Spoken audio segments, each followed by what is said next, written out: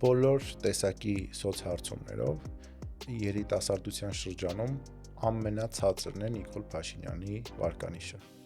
Սա ցույց է, որ երիտասարդները չեն ընդունում այս մարդուն, վստահ են, որ այս մարդը իրենց ապագան չպետք է որոշի։ Սակայն կա մի շատ կարևոր խնդիր։ Երիտասարդների մեծ մասը անտարբեր է եւ ամենաքիչն է մասնակցում ընտրություններին։ Հենց այս ամենից ելնելով, որ Նիկոլ Փաշինյանը հնարել է իր վարչաբենդը, մնացած տիկտոկները, սրտիկները, փորձում է իր սրտիկներով դյութել, հրավիրել երիտասարդներին, որ տեսեք, ես էլ եմ թրենդային, ես էլ եմ երիտասարդամետ, ինչ որ նոր նախագծեր կարող եմ իրականացնել, թմբուկ կարող եմ նվագել եւ այդ միջոցով փորձում է նրանց սիրտը շահել, սակայն ինքն էլ շատ լավ հասկանում է մասնակցությունից,